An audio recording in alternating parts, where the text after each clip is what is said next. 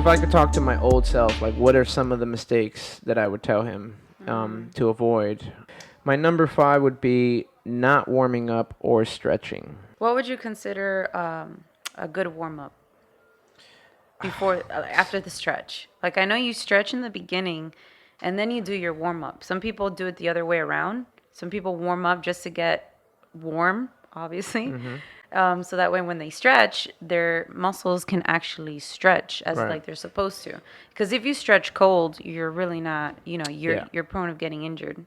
Yeah. It takes longer. And it takes longer, yeah, too. What was interesting when I was first starting off as a trainer in Equinox, they had all the trainers go to the front and kind of explain their warm up. And what was funny is every single trainer had a different warm up.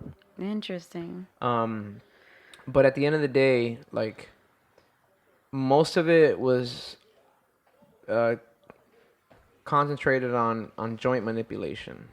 So moving the joints throughout a full range of motion.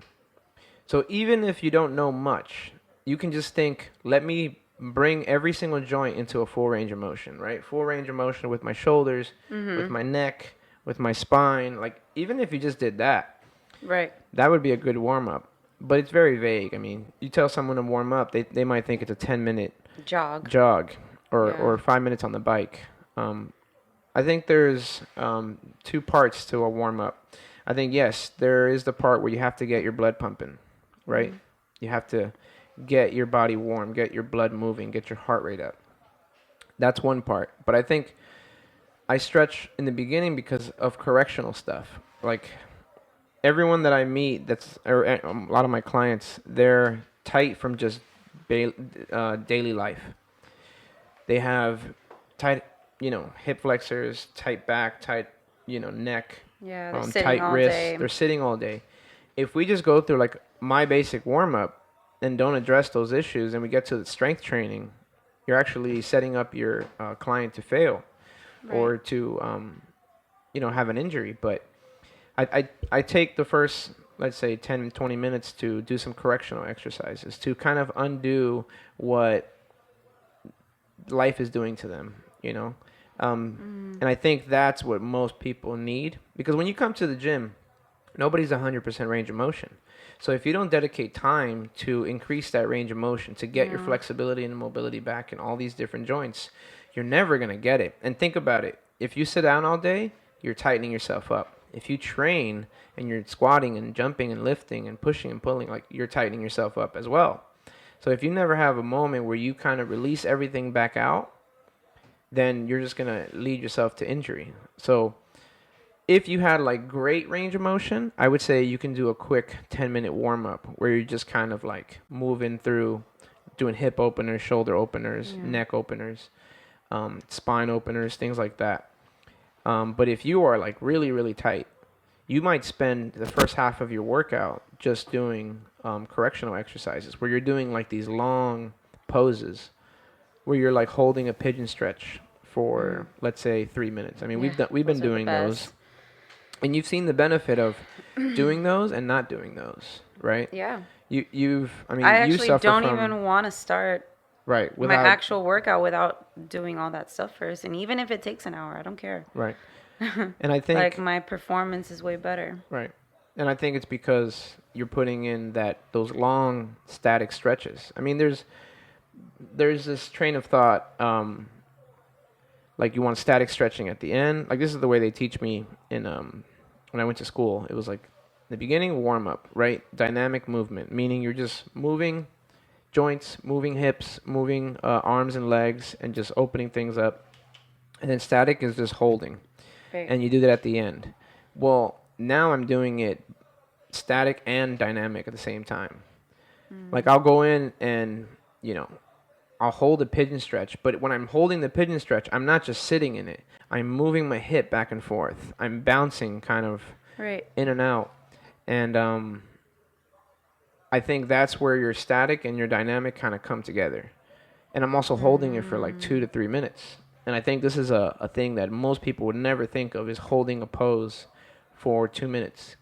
I mean, I'm telling you, Yeah, 2 minutes sounds a lot for people to it do does. anyways. No, for sure. Like most people would say, there's no way I'm doing anything for 2 minutes. I mean, I used to hold stretches for 10 seconds, and I would hold my breath. I would like reach for my toes, hold my breath for 10 seconds, and be like, I stretched, and then deadlift 315, like Right. dumb shit. Yeah, I would say hold poses for much longer than you think. Set a timer, 2 minutes. It makes it really easy. And you'd be amazed how much you can open up by holding a long pose for 2 minutes, and then after that, train. Because even when you like go into a lift, you should start with a light weight. So that is technically your warm up. I mean, some people wouldn't even do anything and just start lightweight. Like let's say you're going into a back squat, you would just Mhm. start with lightweight, and that's Right. your warm up in Yeah, a you sense. start with the bar. Right. That's your warm up. But again, this is like assuming everybody has like 100% range of motion. And the thing is, Mm. you need a good coach. You need someone who like can look at your anatomy and tell you, And guide okay, you. you need to focus on this hip or this shoulder. Um, you have lack of mobility in this shoulder, and you're not able to get into these positions because you don't have that flexibility. So you have to work on that. And it's hard to assess yourself. It's not that hard because if you But have pain or discomfort, you right, can already tell. Okay, I need work on this right, shoulder or right. hip or whatever Yeah, it because is. if you have like a knee pain or back pain, most likely you can do a pigeon stretch, a couch stretch, and a long hamstring stretch. If you do those three for 2 minutes each, that most likely will get rid of your knee and your back pain Hmm. because something's tight, either your glutes or um, your hip flexors or your hamstrings. Or your spinal rectus too. Right. Yeah, especially because we sit down so much. Yeah. Yeah, I would say And if you have a anterior what is it? pelvic tilt. Pelvic tilt. I was gonna say it the other way around.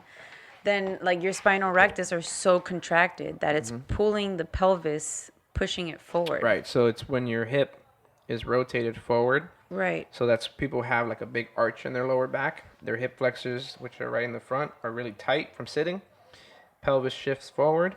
The back shifts up, which Hmm. creates a shortened extender and a QL, which creates all this back pain and all this back tension. So a lot of times it's not our back, it's actually our hip flexors that are tight, which Yeah. I learned also in training. Um, Right. so couch stretch, 2 minutes would be amazing for that. Yeah, I would say like non-negotiable stretches that you should be doing every single day are probably pigeon, couch, and a long hamstring hold. Those three will be super essential. And you do them before you do any workout. Because not only are they going to keep your range of motion where it should be, it's also going to increase the range of motion that you have currently. So you could have perfect range of motion, let's say, and you do a really hard workout, and you wake up the next day super tight.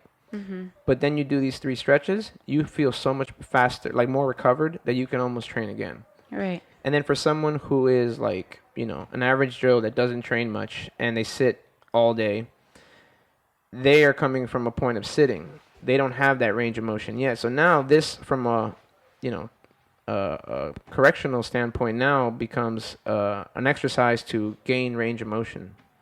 Because sometimes you're stretching just to loosen up. Sometimes you're stretching to actually increase range of motion. And the only way to do Mm. that is to get to those 2 minute To your holds. max.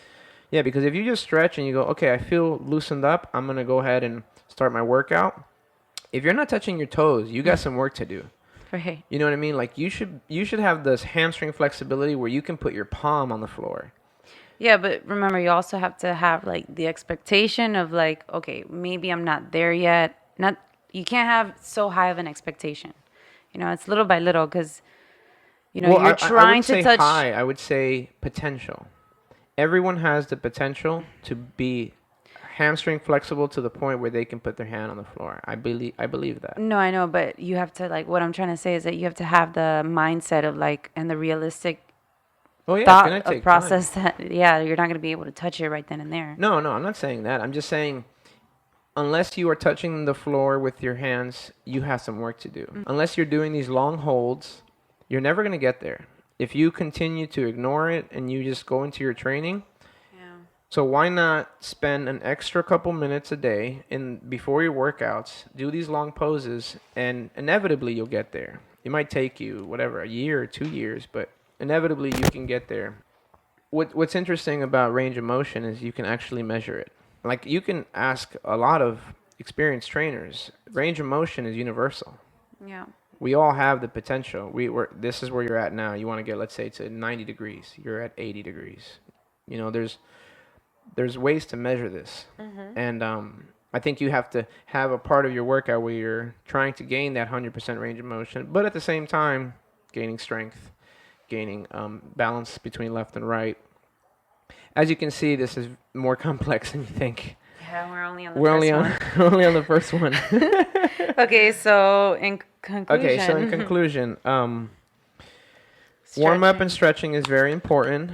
Start doing 2-minute holds. I'll post the couch stretch, pigeon, and then hamstring. Try to do those 3 every single day. Use a timer, 2 minutes. Yeah. That's what helped me the most was setting a timer. Yeah. That's definitely a game changer because you don't know No. how much you're putting into it. So it's better to put a timer on it. Yeah.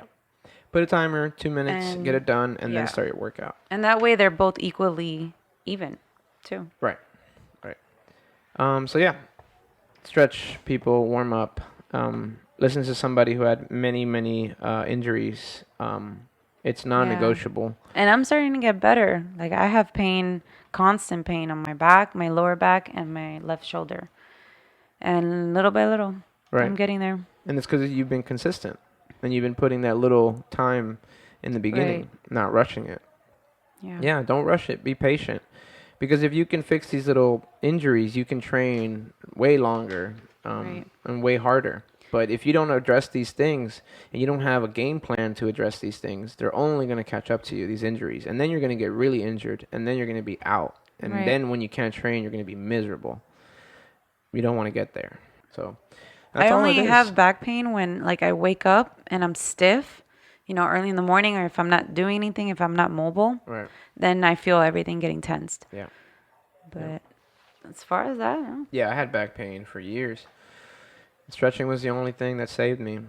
So yeah, as as much as we don't want to do it, as feminine as it is, guys, stretch. Girls definitely Stretch your shit. Stretch your shit.